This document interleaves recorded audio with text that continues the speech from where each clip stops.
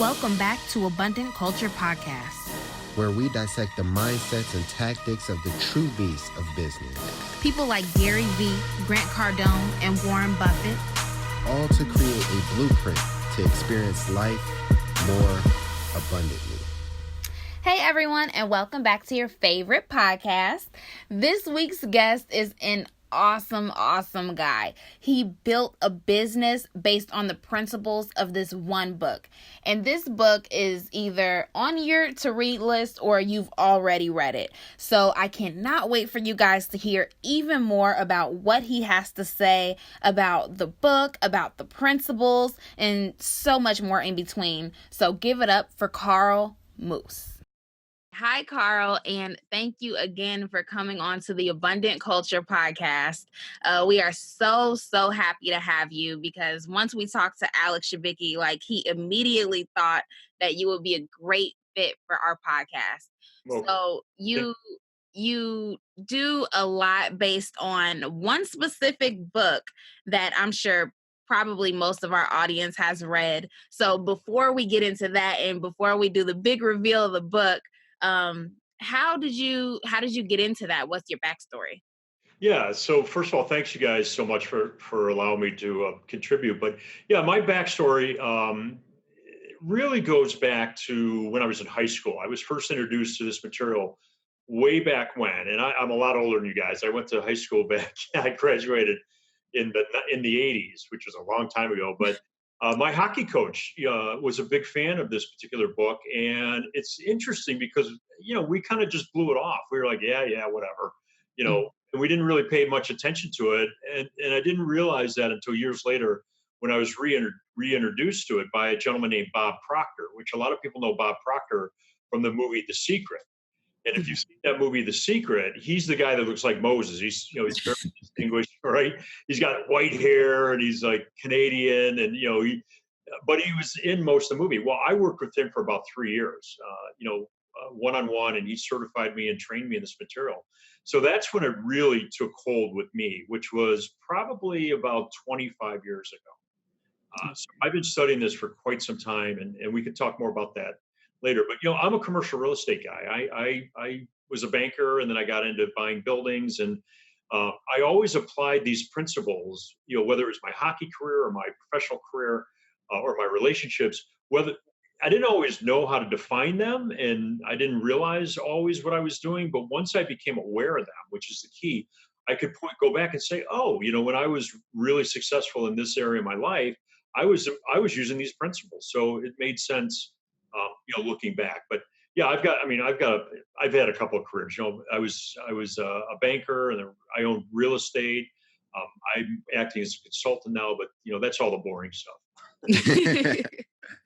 So you mentioned that you were. So did you get into banking first and then it was real estate, or was it real estate then banking? Well, I originally I got my brokerage license because not because I ever wanted to be a broker, but because I just wanted to make a commission on the property I was going to buy. And so that was pretty much the extent of it.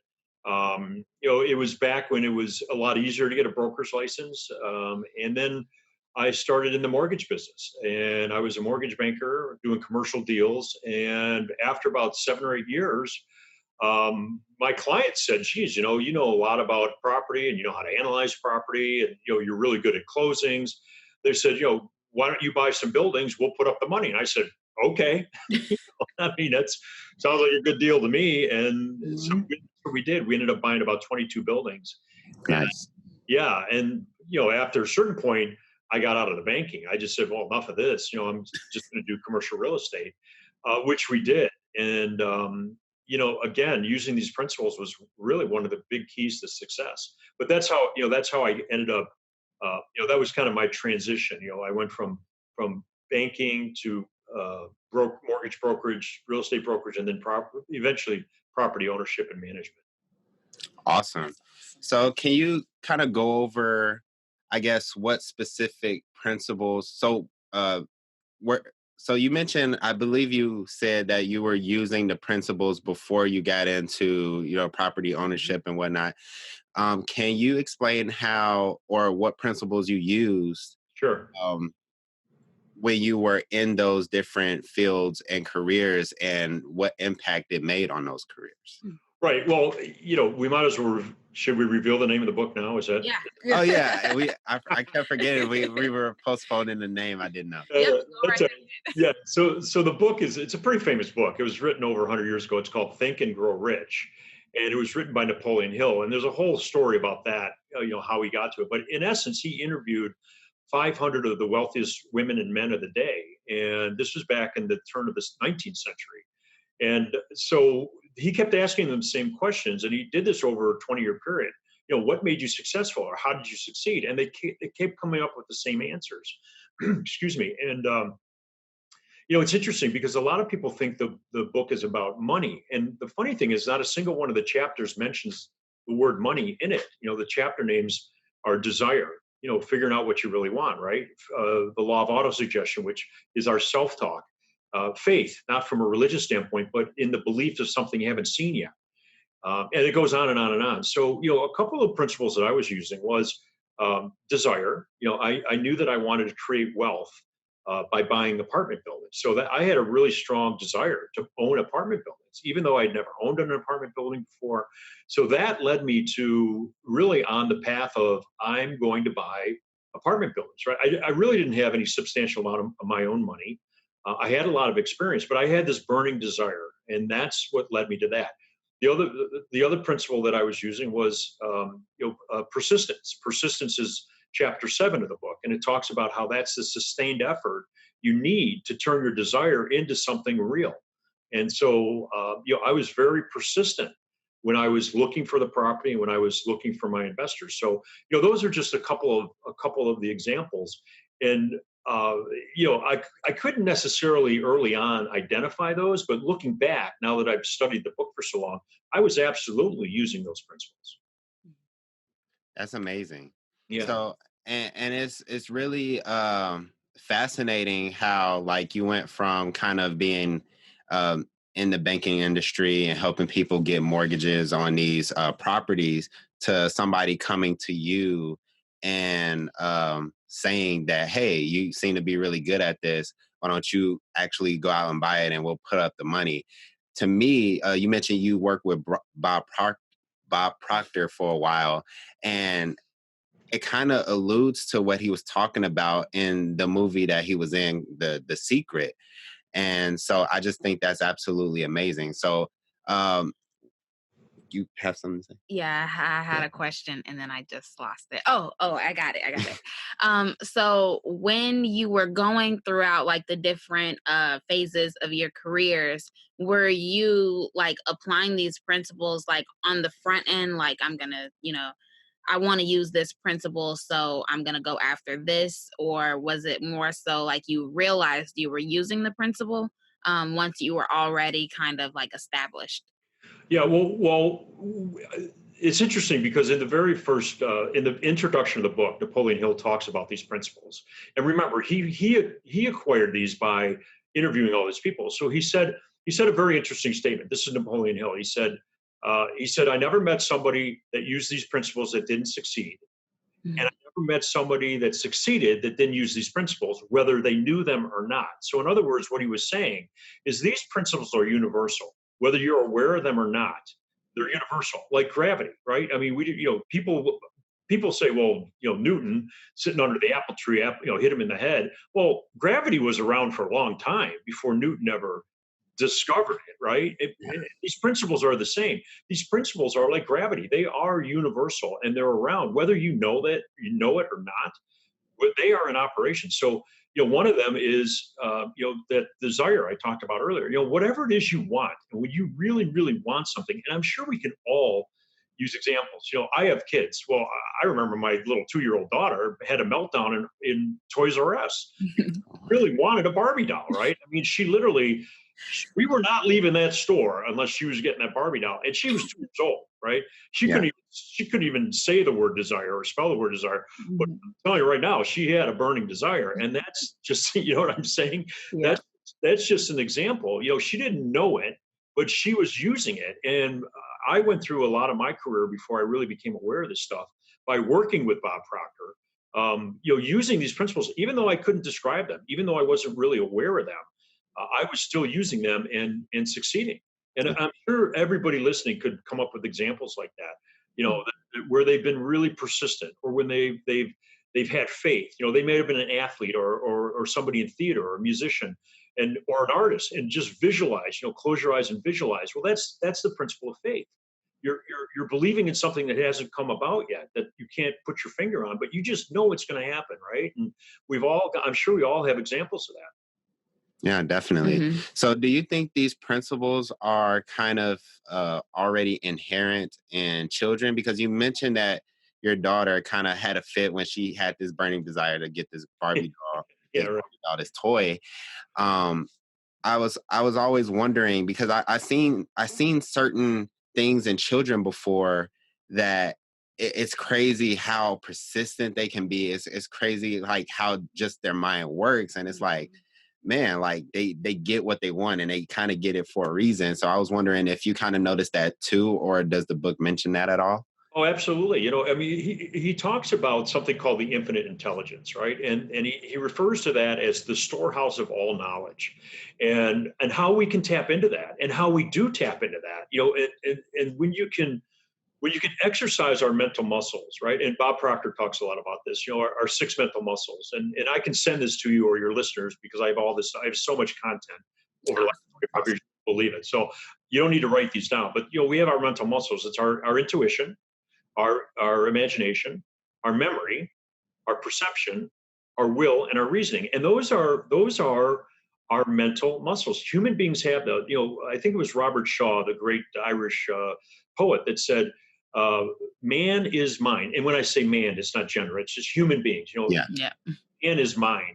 Anything else you can find in a pig or a horse. And it's true. I mean, if you cut open a pig or a horse, you'd find kidneys, you'd find a liver, you'd find eyeballs, teeth, everything else that physically makes us up.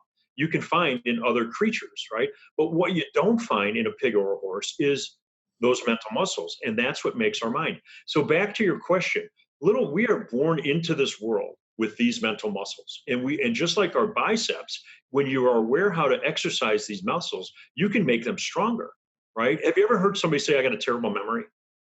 Yeah.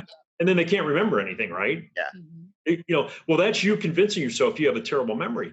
You can change that by saying, I have an awesome memory, because the reality is you do. Our minds are like sponges. You remember every sound, every physical sense that you've had. You can't always recall it, but it's in there. It's in your psyche, and that's part of being human. So to your point, Joseph, yeah, absolutely. All human beings have access to this, and all human beings can use these principles because we're born with them. We're just not always aware of them. That's the key. Yeah. And That's awesome. And what a lot of these principles, from your study and the work that you do, which ones have you noticed that people struggle with the most?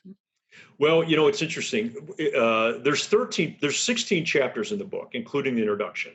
The last two chapters are called, the last chapter is called Outwitting the Devil. And he talks about negative thinking and how destructive negative thinking can be. And then the chapter before that's called The Six Ghosts of Fear. And then there's the 13 principles. So I think the last two chapters are what most people struggle with: fears and negative thinking, right? And again, I'll send this to you. I'll send you this list of fears I'm about to give you. But there's 6 human fears. Just like the mental muscles, all human beings at some point in their life experience these fears. And again, I'll give them to you. I've memorized this stuff because I've studied it for so long. But the 6 fears are fear of criticism or judgment. Number 1, fear of poverty or success. Some people, believe it or not, are afraid of success, because with great success comes great responsibility, right? Yeah. And they sabotage themselves. So the first one is fear of criticism and judgment. The second one is fear of poverty or success. The third one is fear of loss of love or affinity, friendship, right? And then the last 3 are connected. The fourth one is fear of illness, fear of old age, and fear of death, right? And so those fears, and then you throw on top of that, you throw negative thinking, I think are what most people struggle with, right? And I'll give you an example. I do a lot of public speaking and training. I've had people say, oh, I'm afraid of public speaking. And I say, well, no, you're not really afraid of public speaking. What you're afraid of is fear of criticism and fear of judgment. Well, there's some easy, very simple techniques that we've developed that you can get beyond that. I had another woman in my class. She walked in. I said, "Well, what are you afraid of?" She said, "I'm afraid of spiders." I said, "Well, no, you're not. Spiders are little creatures you could crush. You're not afraid of spiders. You're afraid of the effect that a spider will have on you, right?" And she told me, "Yeah, when I was a little girl, I was bitten, and I got hives and everything else." Well, within 2 weeks, I had that woman. She would not walk into a room with a spider. I had her putting her hand in a box of spiders, and because she realized that it wasn't really the spider she was afraid of. She was afraid of the effect that the spider had on her. Do you understand what I mean? Yeah. So once we become aware of these things, like fears, doubts, and confusion and negative thinking, then we have power over them, right? But when we're not aware of something, we have no control or direction or power over it. So to answer your question, I think the two principles that most people struggle with are fears and negative thinking. And there's ways around that. We don't have time obviously here, but there's ways to get around that, and it's not as hard as people think. Yeah. Mm-hmm. Eh, So what is like another example of a way of getting around, let's say, like the fear of criticism? Yeah. Well,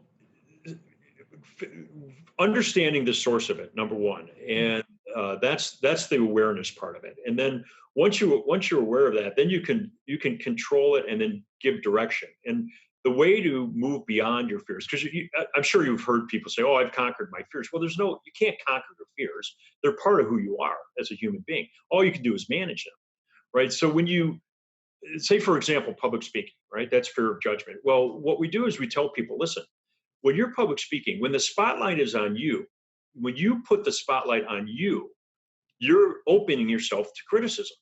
But when you get into the mind of the audience and you really get related to your audience and put the spotlight on the audience, your fear goes right out the window because it's not all about you. It's really what you're there to do is to provide training and provide service to the audience. And so the spotlight, as if it was actually a spotlight, if you think about the spotlight being on your audience, um, and not on yourself, the fear just evaporates.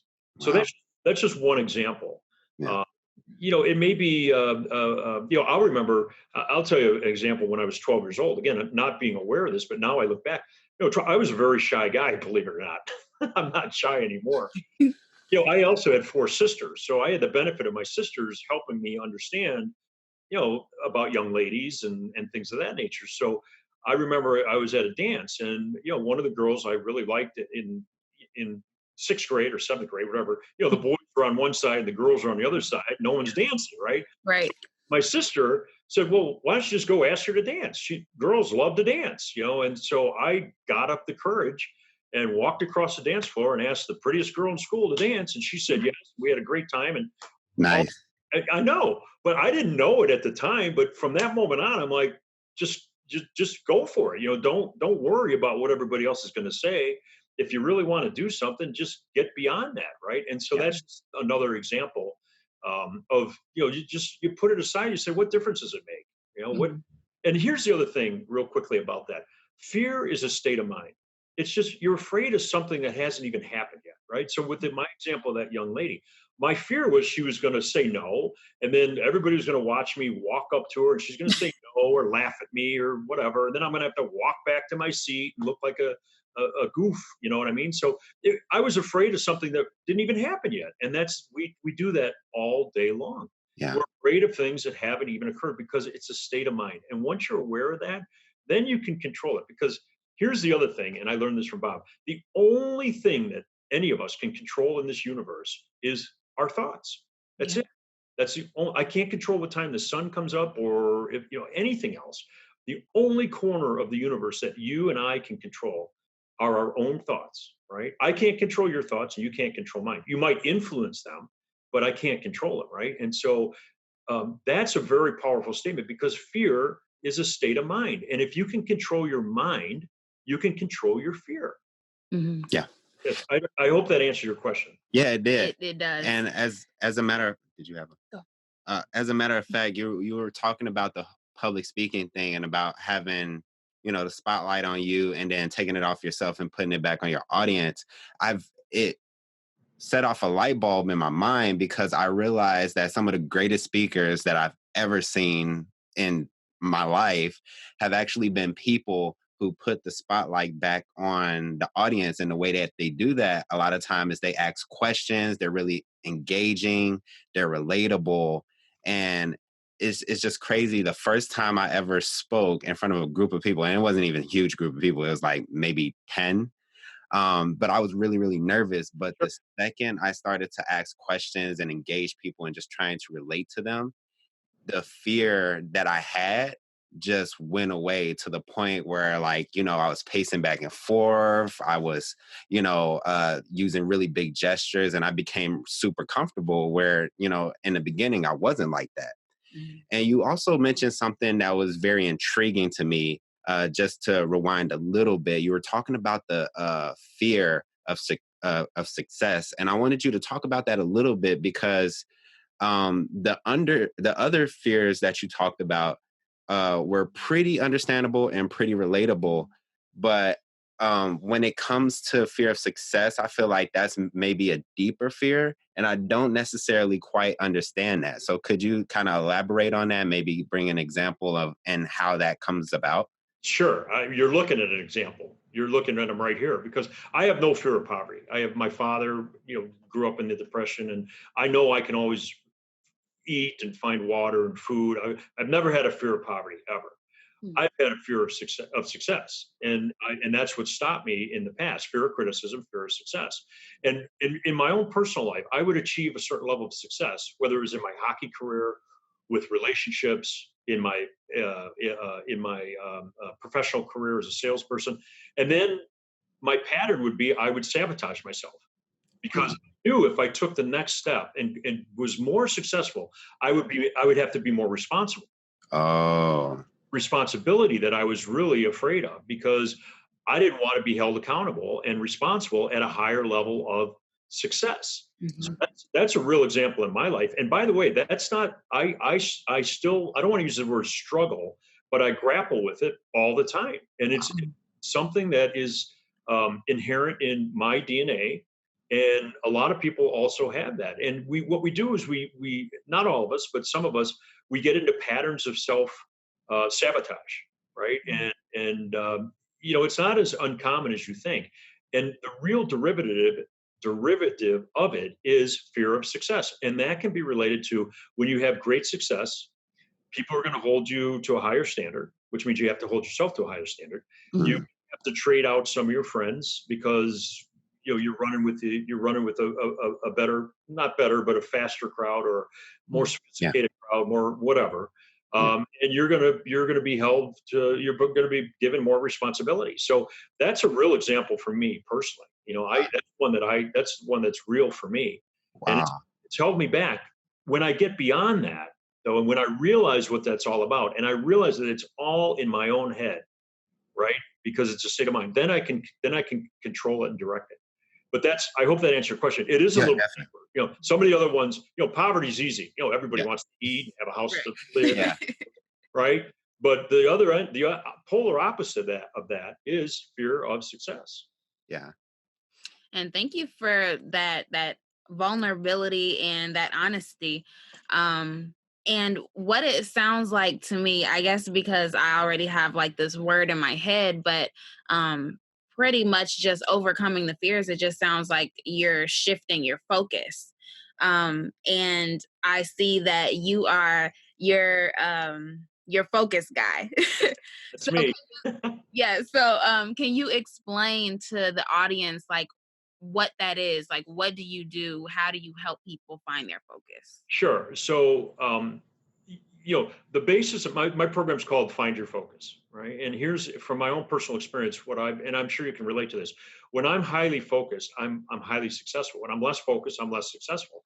And I really don't care who you are. I don't care what your educational background is. I don't care what country you're from. I don't care. It doesn't really matter. Your religious background, all of that goes right out the window.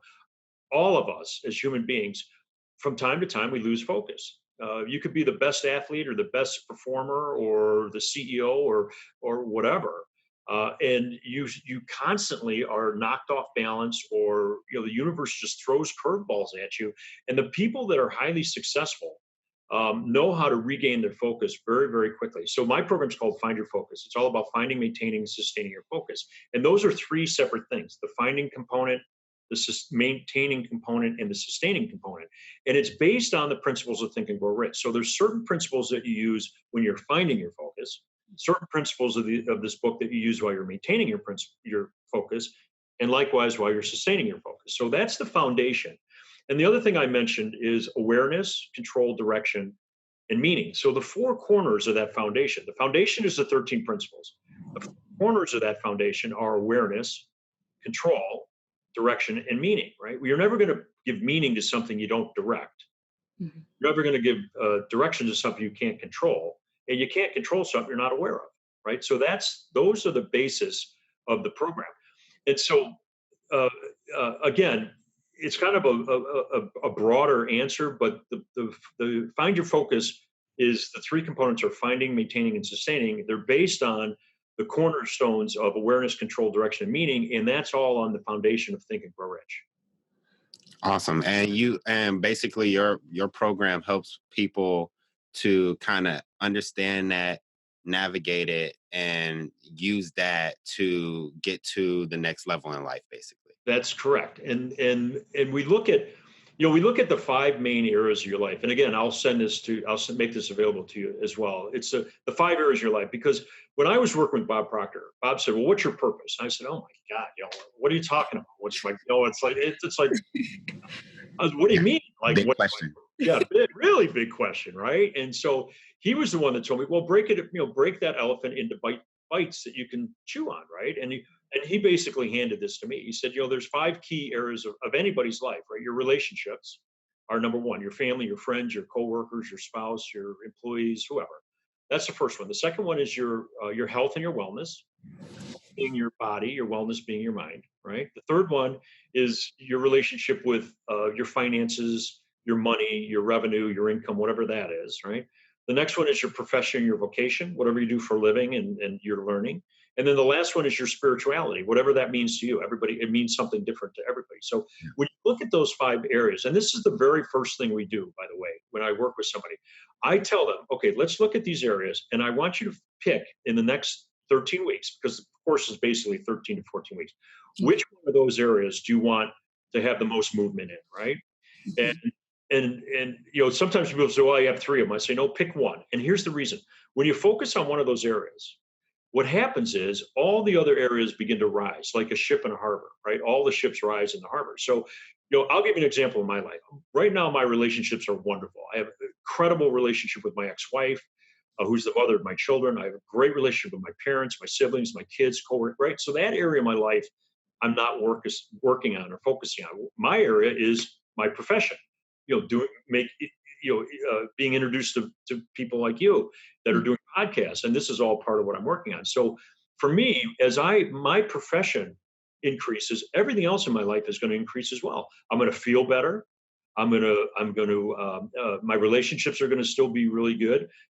Money is going to flow, right? Spiritually, I'm going to feel good because I'm helping people. So the first thing we do is we look at those areas and we ask people to pick which area they want to focus on. And then we get to work on that. And we start to look at, the principles of Think and Grow Rich and how you can maintain focus in that particular area, which in and of itself is taking that broader scope of life and focusing it into one of those areas. Yeah, definitely. And that actually brings to mind another similar topic. I think a lot of entrepreneurs, I think everybody actually, not even just entrepreneurs, I feel like everybody in the world is probably looking for some type of balance. So one of the questions we actually had before we even came on this podcast is we felt that we had to ask, how do you balance this entrepreneurial life with maybe like a corporate or relationship or any of those things? And I'm going to let you answer it, but it kind of sounds like, which was something that a guy we were listening to, I think his name is Jim Quick. It almost sounds like you're not necessarily looking for balance as much. You're more so looking for harmony in a way. And I kind of wanted to just understand your take on that. Harmony is absolutely, because the reality is life is always throwing us off balance, right? I mean, that's just, I mean, that's just, and I don't care who you are, you know, I mean, life throws stuff at you, right? And it's always Mhm. oscillating, keeping you off balance. But for me, one of the key ways is there's an exercise in the first chapter of Think and Grow Rich. It's called the 6-step desire formula. And again, I can send that to you. I have all this stuff documented. So Yes, please do.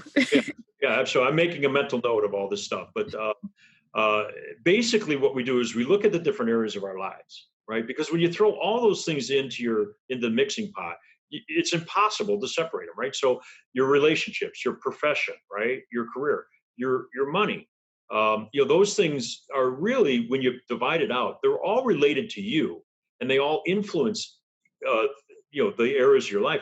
But you can really take a step back and divide them out. So you figure out what you want with your relationships, right? And you figure out, the steps are, you figure out exactly what you want, what you're going to give in return, when you're going to have it, what the plan is, right?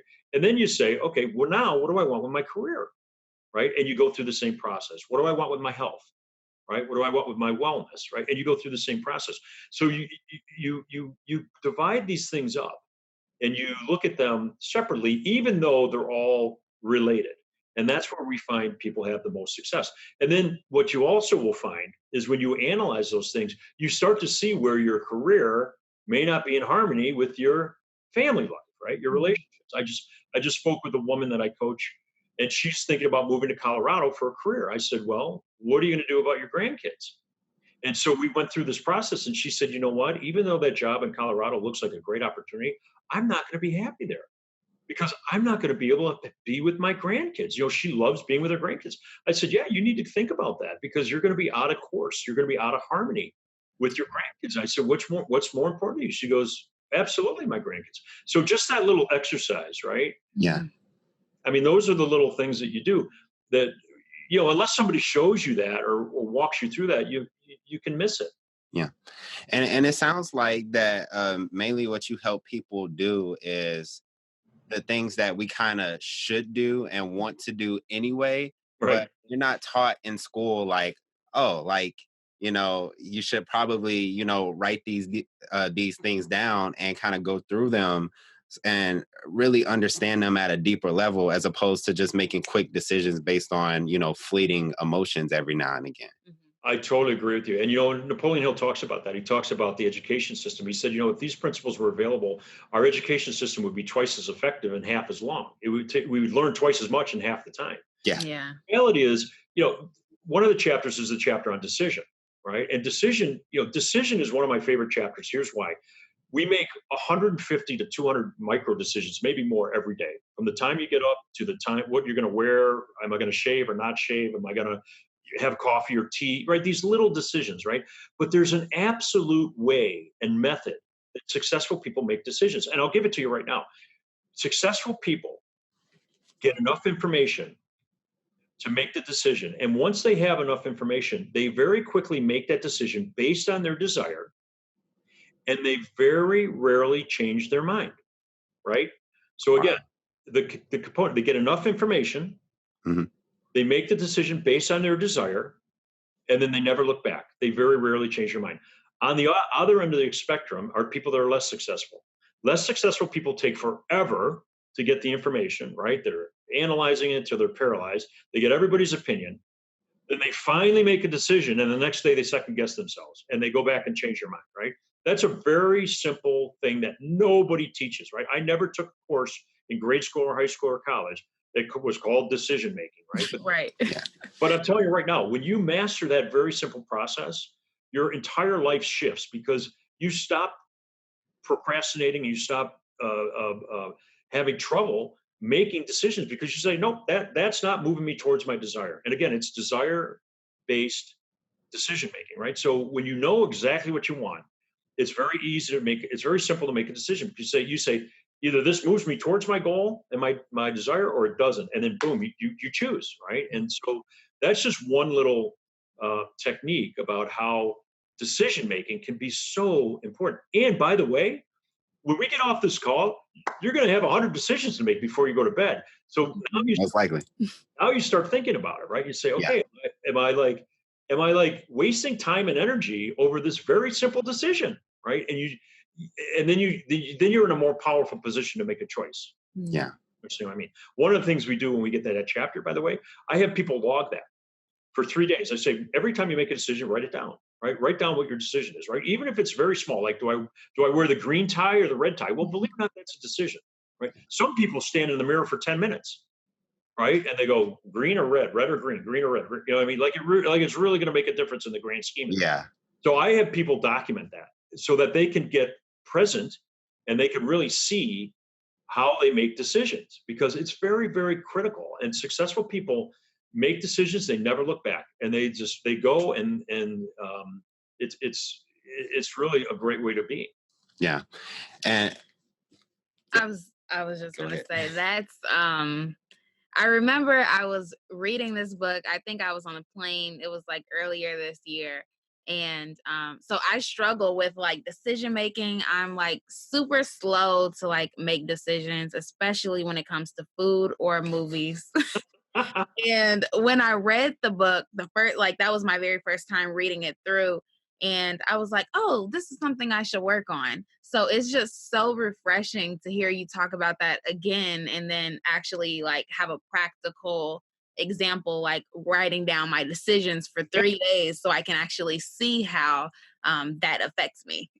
Yeah, and you know, it's like everything else in life. Our habits become our our society. You know, it's what we do, right? And so just being aware of your habits is very enlightening, and it's very empowering, because you can say, oh, that's why I do that, right? Yeah. And that chapter on decision is such an excellent chapter, because it's something you can literally implement in the moment, like you know you could start changing or shifting or becoming aware of the way you make decisions right away, and then you have power over them, right? And that's so key. And by the way, obviously some decisions, like which movie you watch, it's not as critical Yeah. as a career decision or something of that. Right. Yeah. So but the funny thing is, you start to see your patterns. Hmm. Then you start to, like that muscle. Now you say, okay, today I'm gonna make all my decisions very powerfully. I'm not gonna second guess myself or get too much information. I'm just gonna make a decision and go, right. And then you get into that habit, so that when the big decisions do come, you're in the habit of making decisions in a powerful way. That it's really it becomes very easy and very simple. Yeah. Hmm. So And it kind of relates back to what you were saying before about the only thing that we're able to actually control is our own thoughts. And kind of a question that came to mind when we were just talking about decision making and different things of that nature is like, what advice would you give to somebody who maybe they have a business, or maybe even if they don't have a business, maybe they're a manager somewhere, and they have to lead people.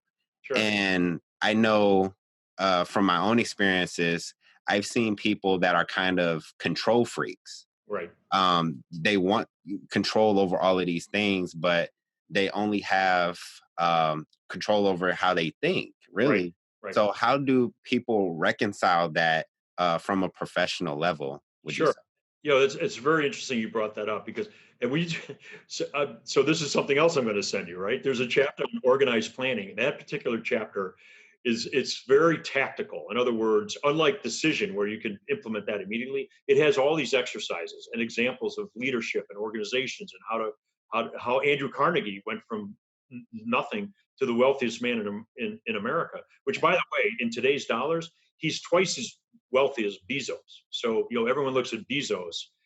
His worth on equivalent level was about 350 billion, where so quite a bit more than Bezos. That's how wealthy this guy was. And he came to this country uneducated with no money, from Scotland. So, one of and he was a great leader, right? So he gives us exercises. And in this particular chapter, organized planning, he gives us 11 things that all leaders, military, government, mothers and fathers, leaders of families, whoever, that they do this. And I've memorized them. And so my suggestion would be, for somebody in a leadership role, at corporate or work or wherever, if you learn these things, which are very simple, and you memorize them and you implement them into what you do, you will become a great leader.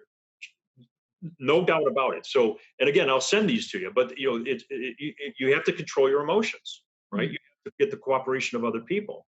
You have to be courageous, right? You have to have a definite desire, or you have to know exactly what you want. You have to have attention to detail. You have to be willing to do twice as much as what's expected of you. You have to have a keen sense of justice. In other words, you have to be just with people. You have to have a pleasing personality. No one's going to follow someone that's not a doesn't have a pleasing Yeah. personality. Yeah. You have to have a definite purpose, right? You have to be willing to accept responsibility, and you have to be empathetic to other people. If you do those 11 things, which come right out of the book, right? And now I've memorized them because when you lead people, you have to be those things, right? Mhm. Yeah. If you implement that, if you just take nothing else, and you just take those 11 principles, you will be a better leader, whether you're leading uh, children or you're leading a billion-dollar corporation. You will become a better leader. And all that stuff that you made reference to, people trying to control people. You can't control people because you can't control their thought. You can influence them. How do you influence them? Well, you lay out a definite plan for them, right? You get them to cooperate. You're just with them. In other words, you're fair with them, right? Yeah. Mhm. Take responsibility. You don't push the responsibility off on anybody else, right? Those little things, right? You never criticize in public, right? You always compliment in public, right? Those little things are what make great leaders. And it's very easy to see when you're aware of those things. You just sit there and go, oh, hey, macro, how did that person get? Yeah. No wonder everybody hates working for them because they're not doing this stuff. So that's Yeah. another example right out of the book, right out of my program. That if you do nothing else and you just follow those 11 things and implement those, you will become a better leader. You have to be. Yeah.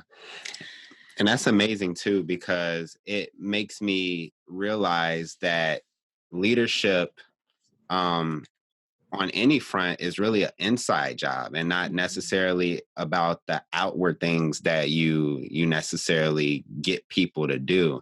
And I've always watched, like, my pastor at my church, or one of my friends leading their company. I always watch them and I'm like, wow, like how do they get people to do the things that they do? Like this, like my pastor gets people to volunteer like no one else. And I'm not talking about easy work. It's like hard work. There's Like people. one time we just renovated the church, Yeah. and we were in there. It was Joe and I and maybe like three other people. We pulled up the church carpet. Like, this is commercial carpet glued down. Yeah.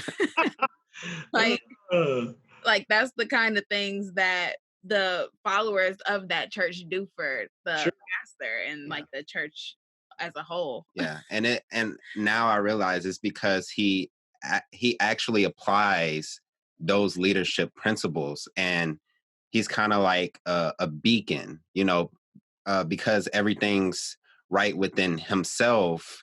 People are drawn to him because they want, everything to be right within themselves as well. And he has a mission for them, and they follow him to the ends of the earth as well as I do. So that's amazing.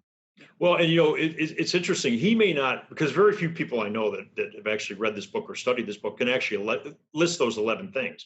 But you see those 11 things in Yeah. here, right? And he got you guys to cooperate. He gets people to cooperate, right? And it is an inside job. Listen, you can control people by force or manipulate people by trickery, but that's never going to last. The key is to influence them by who you're being, and who he's being is a true leader, and that's the influence that he has over the congregation, because people look up to him, right? They may not even know why they look up to him, but they look up to him, right, because of who he's being. Yeah. Probably a very fair man. He's very just, right? And he's Definitely. probably in control of his emotions. He gets people to cooperate with him, right? He's attention to detail. He probably goes that extra mile, right? All those 11 things I just talked about, you can identify those in him, whether you're aware of it or not, just intuitively. You're like, this is a good person, and a person that's got his act together, and somebody that I want to follow, because he influences you. He influences you, and he calls you to be a better person, right? And by the way, I don't believe that whole thing. Oh, leaders are born. I don't believe that. I don't believe it at all. We all have the ability to do this stuff, and when you're aware of it, you can, like I said earlier, when you're aware of it, you can control it. When you control it, you direct it, and when you direct it, it gives meaning, and Yeah. that's the key. I love it. So we do want to start wrapping it up, for both of our time's sake. So what is the number one takeaway that you want people to get from this episode, if it wasn't just what we were talking about? Right. I think the key thing I tell people is think about what you think about, because most people don't. Right. So everything it starts in your thought. All thought energy is the highest level of spiritual energy a human being can experience, right? So it operates on a very high level of vibration, a very high level. Thoughts actually do become things. So pay attention to what you think about. That's the first thing. If negative thoughts are dominating your thought pattern, switch them. In other words, there's something called the law of polarity, right? You can't have hot without cold, in without up, in without out, up without down, right? Good without evil. So if you're having negative thoughts, stop yourself, think about that, and then think of something positive, because there's as many things positive to think about as there are negative. So the two real things I'd love people to leave with is think about what you think about. And when you're experiencing fear or doubt or confusion or negative thoughts, just stop yourself. Just stop that. Change the channel, right? If you were listening to some kind of music you didn't like on the radio, what would you do? You'd change the channel, right? Yeah. You have the ability to do that with your thoughts. That's amazing. Yeah. Yeah. So, of course, you're on the Abundant Culture podcast. So we definitely have to ask every guest that comes on this same question. And our question to you is, how do you spread abundance in your life? Well, it's one of my missions. I'm building a community. By the end of the year, I'm going to have 100,000 people that I call the I Focus community, and that's the community we're building. So, here's what I know. I'm 57 years old, so I'm halfway through my life because I plan on living to be over 110. Awesome. Me too. I like that. And you know what? Why not? Why not? People never guess my age. And I'm like, I'm going to live to be at least 110. And, so my point is I'm to the stage in my life where I'm giving back. And I spent the first half of my life filling up my vessel. Now it's overflowing, and I'm sharing this information because here's what I know. This has made a huge difference for me. Thousands of people have been through my program. It's made a huge difference for them, for their families. And I know the more people that are aware of this material and understand how we're all universally connected, and we'll be a better world. We'll stop preying on each other. We'll stop looking at each other for our differences instead of our similarities. We'll have more confidence in ourselves because, like you said, it's an inside job. We'll be better leaders. You know what I mean? And so that's really my mission, is building that community. And how I do that is through podcasts. I do one-on-one coaching. I do corporate coaching for small companies. I do group meetings where we get together every week and we go through these principles. And every day, I'm not only implementing these into my own life, but I'm also sharing it with whoever will listen. And I really appreciate you two for asking great questions and listening. But that's how I do it. Thank you. I really appreciate that. Yes, definitely. So we know that other people also appreciated this episode too. Whether they want to go with your program or maybe they just want to network with you and connect with you outside of business even. How do they get in contact with you? Well, the best way, my last name is Moose, right? Moose. So if you can email me, moose@yourfocusguy.com. That's one way to do it. Or if you want to go to the website, I have all kinds of free information there. You can download all kinds of stuff. There's opportunities if you want to talk about working with me directly. You can do that as well. There's a newsletter you can sign up for, and that website is www.yourfocusguy.com. Again, yourfocusguy.com, and there's all kinds of free information and stuff. Because here's the way I look at it. The more people that have this, the better. And if you Definitely give it away, give it to whoever you want, because the more people that have it, the better. For sure. Absolutely. Well, we definitely appreciate having you on. I wouldn't be surprised if there's a part 2 in the making one day, because you're a wealth of knowledge, and we totally appreciate you taking time out of your busy schedule to answer our questions and provide value for our audience. Yes. Well, and I thank you, because if you didn't invite me, I wouldn't be able to talk about this, and I really enjoyed talking about it. So right back at you. Thank you so much. Thank you. So that's all we have for today, folks. I hope you got as much value out of this as we did. Keep in mind, the only way we can improve is through constructive feedback. So remember to rate and review this episode. Also, you are not the only person that needs to know this super valuable information. So be sure to subscribe and share as well. Stay tuned for the next episode. And remember to always spread abundance. Peace.